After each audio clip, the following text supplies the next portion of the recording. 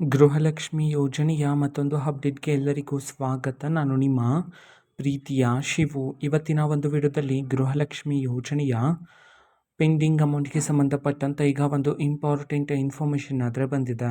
ಬನ್ನಿ ಅದರ ಬಗ್ಗೆ ನಾವು ಈ ವಿಡಿಯೋದಲ್ಲಿ ಮಾಹಿತಿಯನ್ನು ತಿಳ್ಕೊತಾ ಹೋಗೋಣ. ವಿಡಿಯೋವನ್ನು ಸ್ಟಾರ್ಟ್ ಮಾಡ್ತೀವಿ.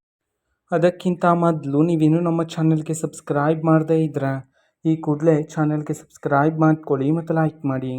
ಈಗ ನಾವು ಇನ್ಫಾರ್ಮೇಷನನ್ನು ತಿಳ್ಕೊತಾ ಹೋಗೋಣ. ನೋಡಿ, ಇವತ್ತು ಈಗ ಗೃಹಲಕ್ಷ್ಮಿ ಯೋಜನೆಗೆ ಪೆಂಡಿಂಗ್ ಅಮೌಂಟ್ಗೆ ಸಂಬಂಧಪಟ್ಟಂತೆ ಇವತ್ತು ಮಾಹಿತಿಯನ್ನು ತಿಳಿಸಿರ್ತಕ್ಕಂಥದ್ದು.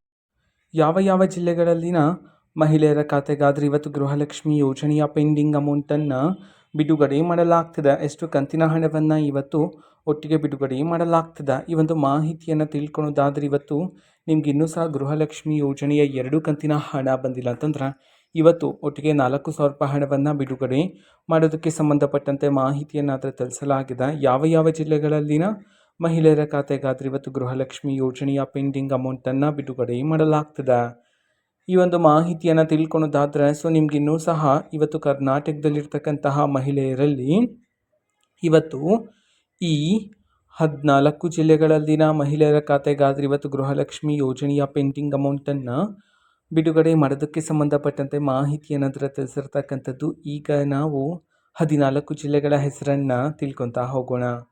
ಮೊದಲಿಗೆ ಬಾಗಲಕೋಟೆ, ಬೆಳಗಾವಿ, ಬಳ್ಳಾರಿ, ಬೀದರ್, ಬೆಂಗಳೂರು ನಗರ, ಬೆಂಗಳೂರು ಗ್ರಾಮಾಂತರ, ಕಲಬುರಗಿ, ಕೊಡಗು, ಕೋಲಾರ, ಕೊಪ್ಪಳ, ಚಾಮರಾಜನಗರ, ಚಿಕ್ಕಬಳ್ಳಾಪುರ, ಚಿಕ್ಕಮಗಳೂರು, ಚಿತ್ರದುರ್ಗ.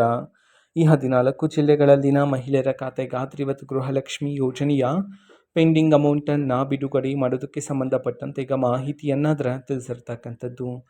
ಓಕೆನಾ. ಇದು ಇವತ್ತಿನ ಒಂದು ವಿಡಿಯೋ ಇದೆ. ಈ ರೀತಿ ಇನ್ನು ಹಲವಾರು ಯೋಜನೆಗಳಿಗೆ ಸಂಬಂಧಪಟ್ಟಂತೆ ಮಾಹಿತಿ ಬಂದ ನಂತರ ಆದಷ್ಟು ಬೇಗ